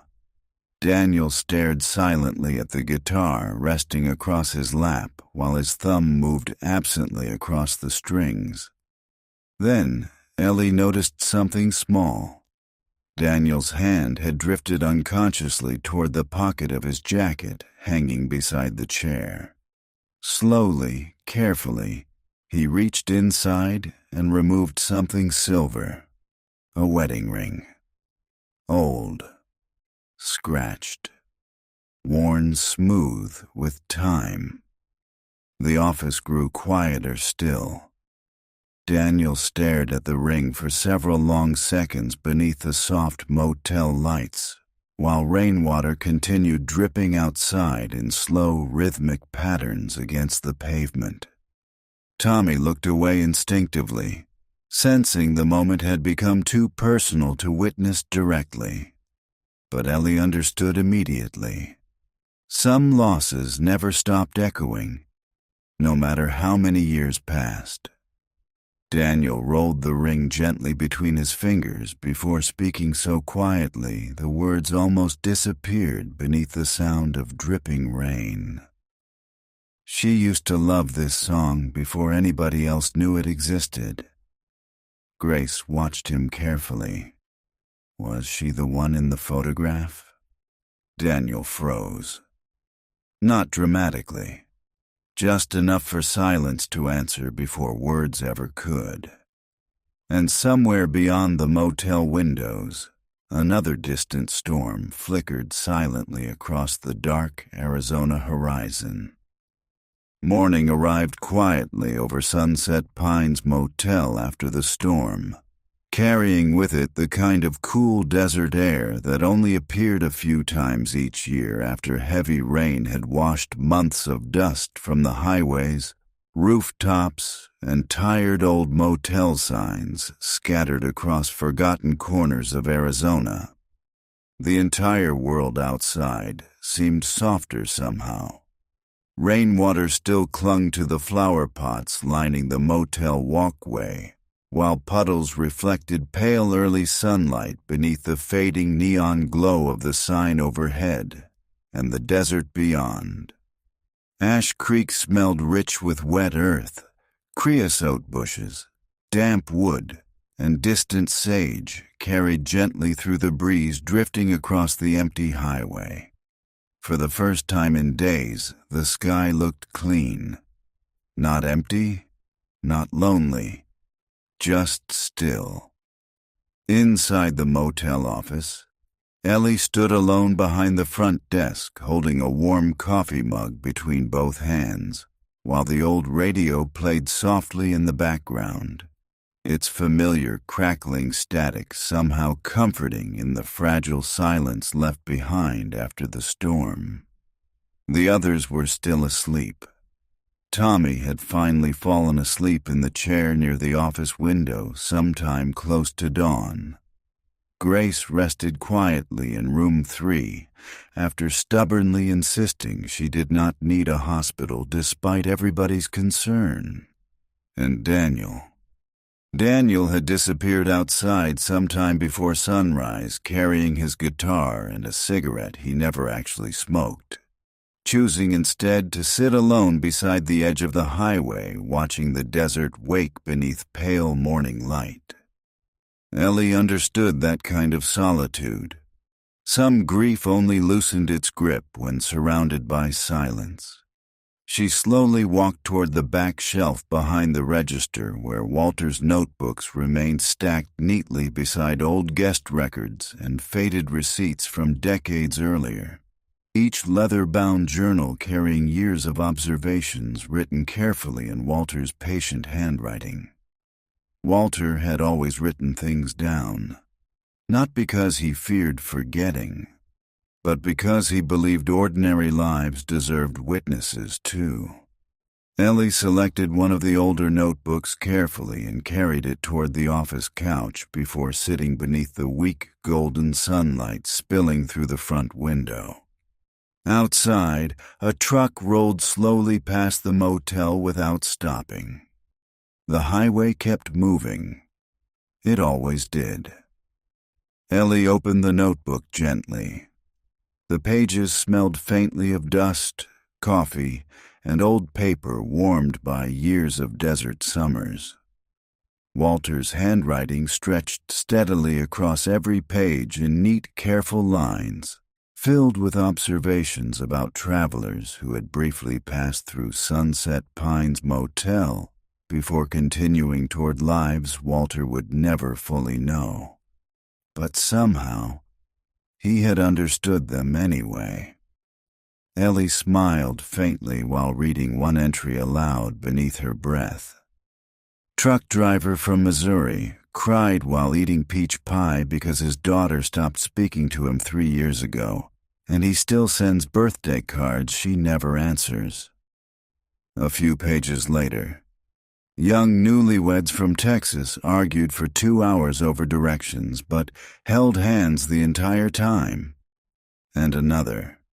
Loneliness makes people talk longer after midnight than they intended.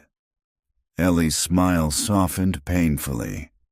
That sounded exactly like Walter. He had possessed a strange ability to notice sadness hiding inside ordinary conversations, long before other people realized it was there. Not because he was wiser than everyone else, but because he listened differently. The motel had taught him how. Years of watching strangers arrive exhausted beneath neon lights, had convinced Walter that highways did not simply carry people across America. They carried heartbreak, regret, hope, fear. Entire invisible lives hidden behind tired smiles and motel reservations. Ellie turned another page slowly. Outside, wind moved softly through the wet desert brush, while distant birds settled onto telephone wires, still glistening from the storm. Then suddenly she stopped reading. Her fingers tightened slightly against the edge of the notebook, because halfway down the page appeared a familiar name, Daniel Harper. Ellie stared at it for several seconds before reading further. Checked into room 7 tonight sometime after midnight, driving a black Cadillac with Tennessee plates. Young country musician. Tried acting like success didn't matter to him, but kept staring at payphones every few minutes, waiting for somebody to call. Carried sadness already, even though fame hadn't fully found him yet. Ellie's chest tightened unexpectedly. She continued reading. Talked with him outside near the soda machines until almost 3 a.m. Said he met a girl in California who made him feel less lonely than music ever did. Looked terrified when talking about her, which probably means he loved her for real. Ellie lowered the notebook slowly into her lap. Outside the office window, Daniel still sat alone near the roadside, staring toward the horizon beneath the cool, pale sunlight. The years suddenly folded together in Ellie's mind with almost painful clarity. Walter had known him. Not deeply, perhaps, but enough to remember him decades later inside these pages. Ellie turned back toward the notebook with trembling hands. There was one final sentence beneath the entry. Some men spend their lives chasing applause because they're afraid silence might force them to hear what their heart already knows. The words struck Ellie so deeply she felt tears rise before she fully understood why. Because suddenly she could hear Walter's voice again. Not perfectly. Time had softened it. But enough. Enough to remind her how much she missed being understood without needing to explain herself. Ellie closed the notebook carefully and held it against her chest while morning sunlight slowly filled the office around her. And for the first time in years, she cried. Not loudly, not dramatically, just quietly. The kind of tears older people carry differently because life has already taught them there are some losses you never fully survive. You simply learn how to continue living beside their absence. Outside, Daniel finally rose from the roadside bench and turned slowly back toward the motel. For one brief moment, Ellie considered showing him Walter's words, but something inside her hesitated. Because she sensed there were still truths Daniel Harper had not yet found the courage to face himself. By late afternoon, the storm clouds had disappeared completely beyond the Arizona horizon, leaving behind a washed-clean sky so intensely blue it almost looked unreal above the endless desert highways stretching beyond Ash Creek, while sunlight reflected brightly from rainwater still trapped inside cracks along the old motel parking lot. Autumn had begun arriving quietly now. Not through dramatic cold or falling leaves. Arizona changed too slowly for that. But through subtler things. Cooler evenings. Longer shadows. The faint golden tint beginning to touch the desert grass near the roadside. Even the air itself felt older somehow. Tommy noticed those changes more lately. Maybe because growing up in a small town teaches people to recognize tiny shifts other places ignore completely. That afternoon, he worked alone inside Walter's old garage while old classic country songs drifted softly through the dusty radio perched above the workbench. And although he pretended to focus on repairing a rusted transmission, his thoughts kept returning toward Daniel Harper, toward the sadness in his songs, toward the wedding ring, toward the strange expression crossing his face whenever somebody mentioned the past. Tommy had spent enough years around travelers to understand one thing clearly. People only hide things that still hurt.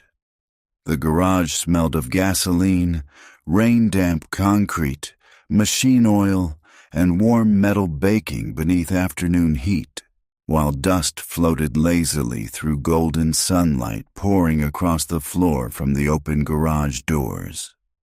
Walter had collected everything: old tools, broken radios, road maps, cassette tapes. Entire shelves filled with forgotten pieces of other people's lives. Ellie used to joke the garage looked less like a repair shop and more like a museum dedicated to loneliness. Tommy smiled faintly at the memory while digging through one of the old storage cabinets searching for replacement bolts. That was when he found the tape. The cassette rested inside a dusty cardboard box beneath stacks of old receipts and motel maintenance records, its faded handwritten label barely readable after years buried inside the garage. Room 7, August 1989. Tommy frowned curiously. Beneath the label, smaller handwriting appeared underneath. Daniel. His pulse quickened immediately. Tommy lifted the cassette carefully into the sunlight while dust drifted from its surface. Walter had recorded conversations sometimes, not secretly. Mostly late at night when travelers drank coffee and told stories they believed nobody else would remember by morning. Walter once claimed people speak more honestly when they think the darkness will swallow their words forever. Tommy glanced toward the old cassette player resting near the workbench, then back toward the tape. Outside, wind moved softly across the desert, while distant traffic hummed faintly from the highway beyond the motel. Finally, curiosity won. Tommy inserted the cassette slowly and pressed play. At first, only static filled the garage. Then came Walter's voice, younger, stronger. "You sure you want another cup?" A second voice answered quietly beneath crackling tape noise. Daniel. Much younger, too. "Coffee's cheaper than therapy." Walter laughed softly. "That depends what memories are keeping you awake." Several seconds passed, filled only by the faint hiss of cassette static. Then Daniel spoke again. "You ever feel like your life starts turning into somebody else's before you even notice?" Tommy froze completely. The sadness inside Daniel's younger voice sounded almost identical to the sadness he carried now, decades later. Walter answered calmly. "Happens to most people eventually." "Yeah," young Daniel replied quietly. "But most people probably don't wake up one morning realizing they built an entire career around avoiding one decision."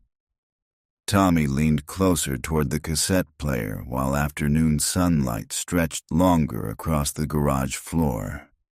The tape crackled softly. Walter spoke again.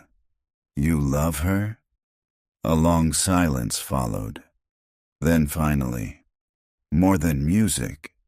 Tommy felt something tighten unexpectedly in his chest. Outside, a gust of desert wind rattled loose sheet metal against the garage roof. The tape continued. "So why leave?" Walter asked gently. Young Daniel laughed once, though the sound carried exhaustion rather than humor. Because 28-year-old idiots think success lasts forever and love will wait around patiently until they're ready for it. The garage suddenly felt smaller somehow. Hotter, too. Tommy listened silently while the years seemed to dissolve inside the old recording. Then Walter's voice returned quieter than before. "You planning on coming back here someday?" Another pause. Longer this time. "Yeah," Daniel answered softly. "I promised her I would." Tommy's eyes widened slightly. "She waiting for you?" The tape hissed heavily for several seconds before Daniel finally replied, "I think she stopped waiting a long time ago." Silence followed after that. Not awkward silence. Heavy silence. The kind carrying truths too painful for further conversation. Then Walter spoke one final time before the tape ended. "Some roads don't lead people away from their lives, son. Some roads only give them enough distance to understand what they should have never left behind." The cassette clicked softly. Finished. Tommy sat motionless beside the player while evening sunlight faded slowly across the garage walls. For several moments, he simply stared at nothing. Then footsteps sounded outside the garage. Tommy turned sharply. Daniel stood quietly near the doorway. He had clearly heard enough. Neither of them spoke immediately. The old cassette player still hummed softly between them while desert wind moved through the open garage, carrying the smell of dry earth and cooling asphalt. Daniel looked toward the tape machine, then toward Tommy. And in that moment, beneath the fading Arizona sunlight, Tommy realized something heartbreaking. Daniel Harper had never truly escaped his past. He had only spent 30 years driving in circles around it. That evening arrived wrapped in the quiet golden stillness that sometimes follows storms in the desert. When the air feels cooler, the sky appears impossibly wide above the empty highways, and even old forgotten places like Sunset Pines Motel seem briefly suspended outside the movement of ordinary time.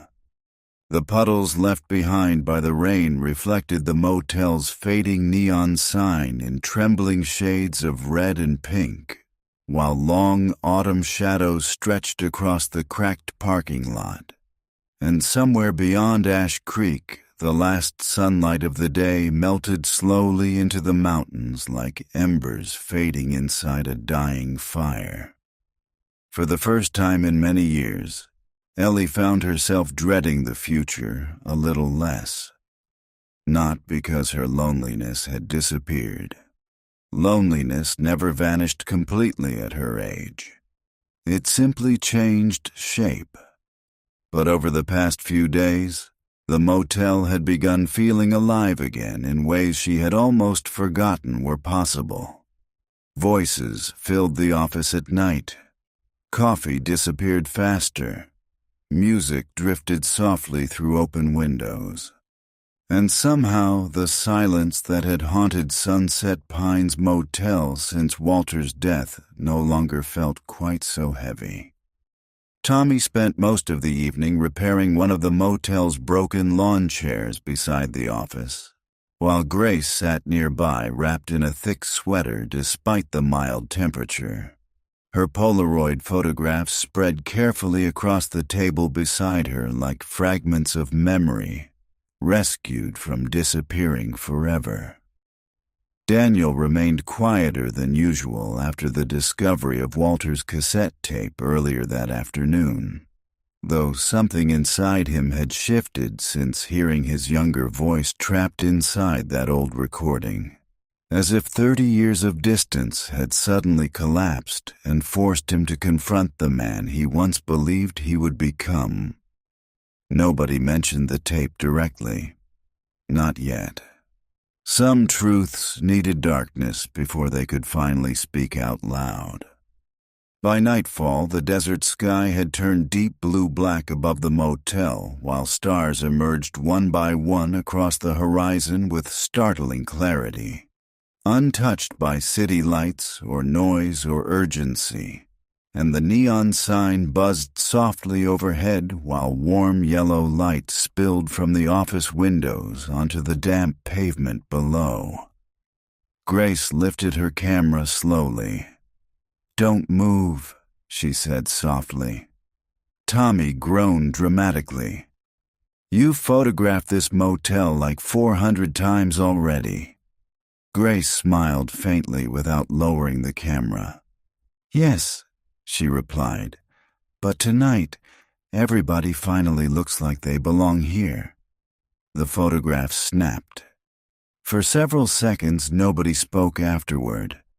They simply sat together beneath the neon glow, listening to the distant sound of trucks moving along Route 66, while cool desert wind rustled softly through the flower pots Walter planted decades earlier. Then Ellie disappeared briefly into the office before returning with an old portable record player and a stack of vinyl albums tucked beneath one arm. Tommy laughed immediately. "No way those still work." "They worked yesterday," Ellie answered proudly. "That's not exactly encouraging." Grace smiled while Daniel quietly watched Ellie place the record player onto the table beneath the neon light.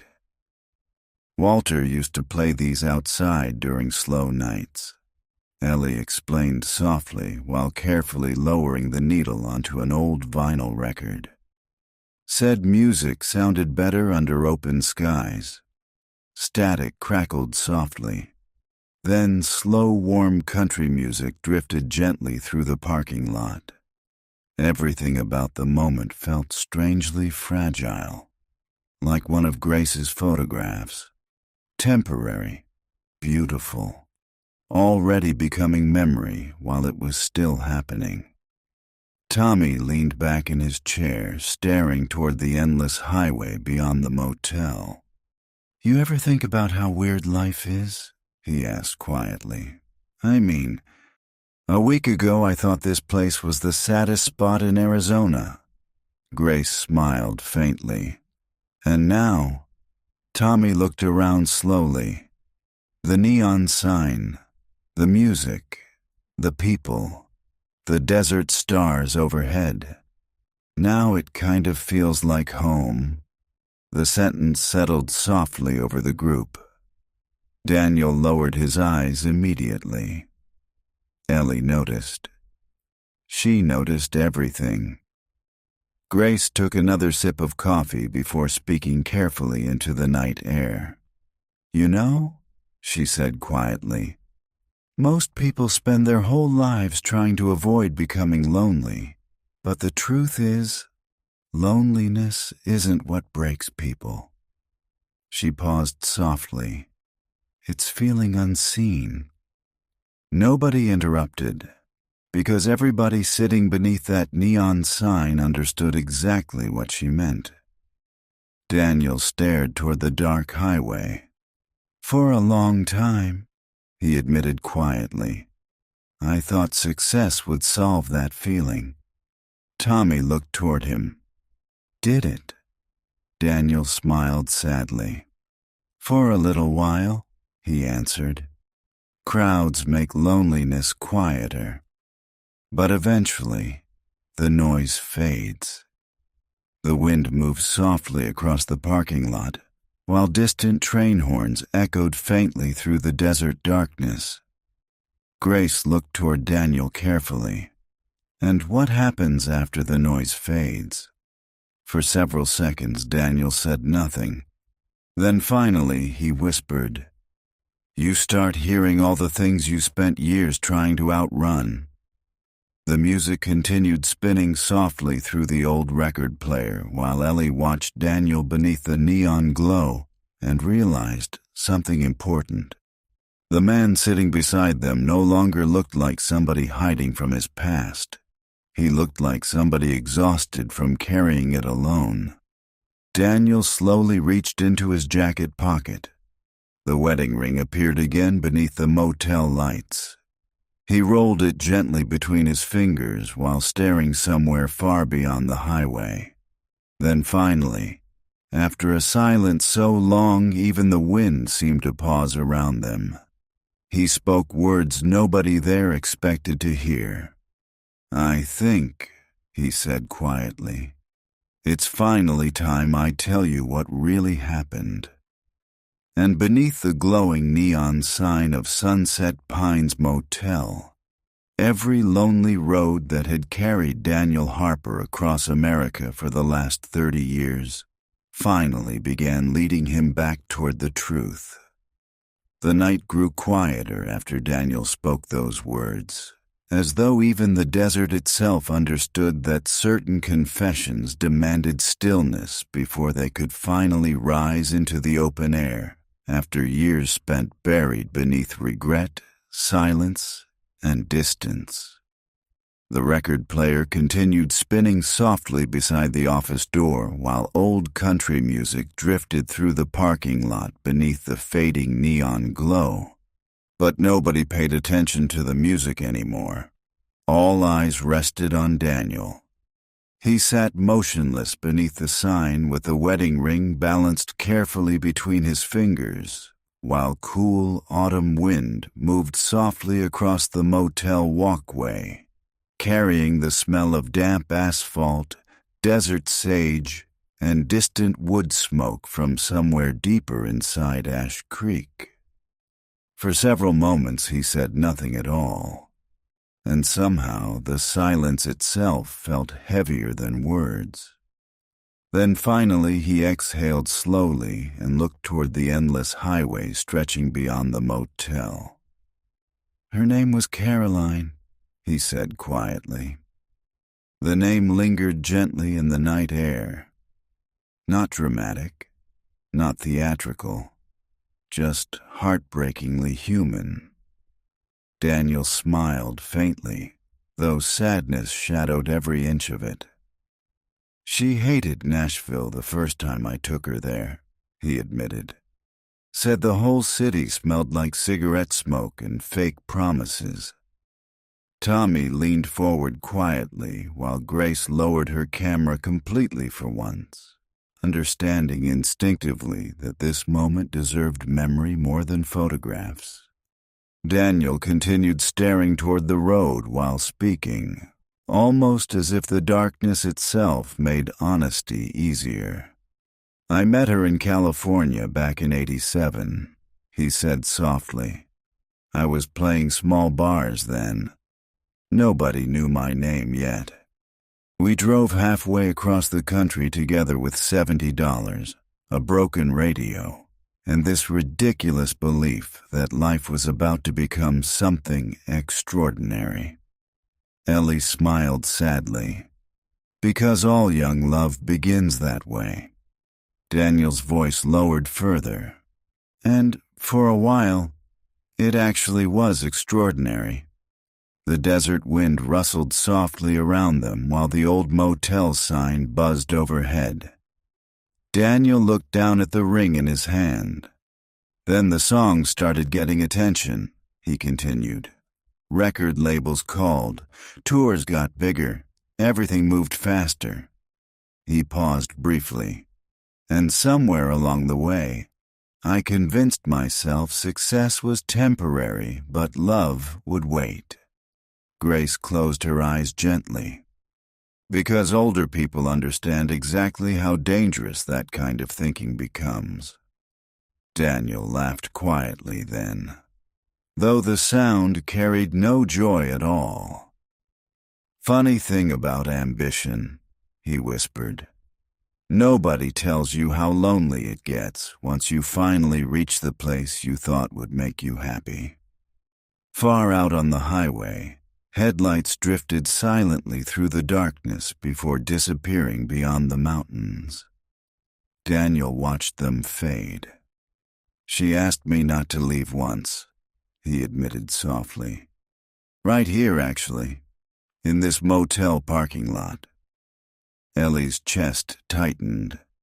Daniel looked around slowly at the cracked pavement, the flower pots, the neon reflections trembling across puddles left by the storm. "We stayed in room 7 for 3 nights, he said quietly. "Back before any of this place looked old." Tommy glanced toward the room automatically. Daniel smiled painfully. "She wanted us to stay longer. Said she was tired of highways and promises and chasing futures that never stopped moving farther away." He swallowed slowly. "But I told her we'd come back someday after everything settled down." The silence deepened around him, and everybody listening already understood what came next before Daniel even spoke it aloud. "I left anyway." The words barely rose above the wind. Daniel stared at the wedding ring. "At first I kept telling myself I'd fix things after the next tour, after the next album, after the next awards show." His voice cracked softly. Then one day too much time had passed. Grace lowered her eyes. Tommy remained completely still. Ellie felt tears gathering quietly beneath the sadness in Daniel's voice, because she recognized the particular grief carried by people who spend years discovering success cannot return what ambition once convinced them to sacrifice. Daniel finally looked toward them. "When I went back looking for her," he whispered, "she was already gone." Nobody asked where. Some absences explained themselves. The neon sign buzzed weakly overhead, while cool wind drifted through the parking lot carrying dry autumn leaves along the pavement for the first time that season. Daniel turned the wedding ring slowly between his fingers. "She mailed this back to me 3 months before she disappeared," he said quietly. "No note, no anger, just the ring." The stillness surrounding the motel felt almost sacred now, because every person sitting beneath that neon sign understood something deeply painful in that moment. Life rarely breaks people through dramatic tragedies. More often it breaks them quietly. One postponed conversation at a time, one missed chance at tenderness, one promise delayed too long. Daniel looked toward Ellie finally. "I came back here because this was the last place in my life that ever felt honest," he admitted. "Before the fame, before the running, before I became somebody even I barely recognized anymore."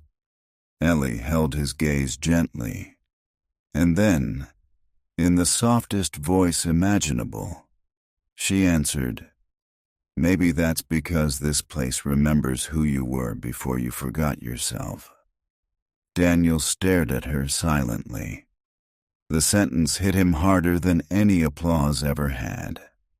For several seconds he simply sat there beneath the flickering neon lights, while emotion moved visibly across his face with nowhere left to hide. Then slowly, for the first time in 30 years, Daniel Harper began to cry. Not loudly, not dramatically, just quietly, like a man finally exhausted from carrying grief farther than one human heart was ever meant to carry it alone. And beside him, beneath the fading lights of Sunset Pines Motel, nobody looked away. Autumn arrived fully in Ash Creek 3 days later.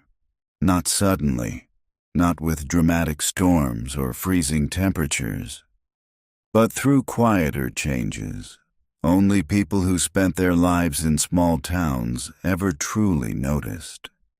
Colder mornings settling gently across the desert before sunrise, longer shadows stretching over empty highways by late afternoon, and the soft golden color beginning to fade into the dry grass surrounding Sunset Pines Motel beneath endless Arizona skies. The air smelled different now, too. Cleaner, older somehow, like the desert itself had finally exhaled after surviving another brutal summer. By the end of the week, leaves from the cottonwood trees near the edge of town drifted slowly across the motel parking lot, while distant mountains appeared sharper against the horizon beneath pale blue autumn light. Everything felt quieter, but no longer lonely. Grace spent her final morning at the motel sitting outside room 3 wrapped in a blanket, while carefully organizing her photographs into small labeled boxes she planned to take with her back east for surgery. She looked tired, older, but lighter somehow, as though sharing her fear aloud had weakened its hold over her heart. Before leaving, she handed Ellie one final Polaroid photograph. It showed the motel at night beneath glowing neon, while 4 figures sat together outside beneath the stars, surrounded by coffee cups, music, and warm yellow light spilling from the office windows. "You should keep this one," Grace said softly. "Proof the place was alive." Ellie smiled through tears. "It still is." Grace nodded gently. "Yes," she whispered, "because you are." When the pale blue Cadillac finally disappeared down Route 66 beneath the cool autumn sky, the motel felt strangely empty for several minutes afterward, though not in the painful way emptiness once felt there before Daniel arrived. This emptiness felt temporary, natural, like the silence left behind after beautiful music finishes playing. Tommy spent the afternoon packing boxes inside the garage while old records played softly through Walter's radio nearby. He had made a decision. California. Not forever, maybe, but long enough to discover whether the highways he spent years sketching inside notebooks might eventually lead somewhere larger than fear. Daniel helped him quietly without offering too much advice. Older people eventually learn young dreams require space more than instructions. As sunset approached, Tommy noticed Daniel standing alone beside the motel sign, watching the highway again with his hands buried deep inside his jacket pockets, while cold desert wind moved softly around him. "You leaving too?" Tommy asked carefully. Daniel smiled faintly without looking away from the road. "Probably." Tommy lowered his eyes. "Kinda figured." For several seconds, neither of them spoke. Then Daniel reached down beside the chair near the office wall and lifted the old acoustic guitar into his hands. The same guitar. The one that carried every mile, every song, every regret. He turned toward Tommy slowly. "You keep it." Tommy blinked in disbelief. "I can't take that." "Yes," Daniel replied gently. "You can." Tommy stared at the guitar like somebody being handed far more than wood and strings. Daniel stepped closer. "For a long time," he said quietly, "music was the only thing that made me feel understood." He glanced toward the highway. "Don't make the mistake of loving the road so much you forget the people waiting at the end of it." The sentence settled deeply between them. Tommy nodded slowly while gripping the guitar carefully against his chest. And for the first time in his life, he understood adulthood was not really about becoming fearless. It was about learning which things mattered enough to risk heartbreak for. That night, The motel glowed softly beneath cold autumn stars, while Ellie sat alone inside the office writing carefully inside Walter's old notebook. Outside, the highway stretched endlessly through darkness while occasional headlights passed without stopping. The coffee machine hummed quietly beside the radio. The neon sign buzzed softly overhead. Everything looked almost exactly the same as it had the week before, and yet somehow, everything had changed. Ellie opened the guest book slowly. Beneath dozens of names and fading signatures, one final entry had appeared sometime during the evening. She recognized the handwriting immediately. Daniel Harper.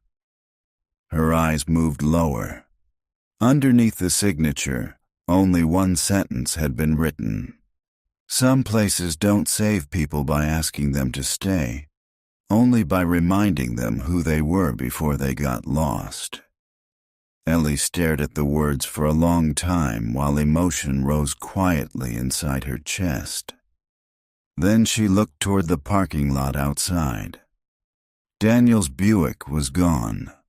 No goodbye, no engine noise, no final conversation. Just absence. But somehow, this time, absence no longer felt tragic, because certain people were never meant to remain forever. Some people arrived only long enough to leave behind the pieces of themselves others needed most. Ellie closed the guest book gently before stepping outside into the cold desert night. The stars above Arizona stretched endlessly across the sky while autumn wind moved softly through Walter's flowers beside the motel walkway. Far beyond Ash Creek, headlights drifted silently along Route 66 beneath the darkness. Travelers, dreamers, lonely hearts carrying invisible stories through the night.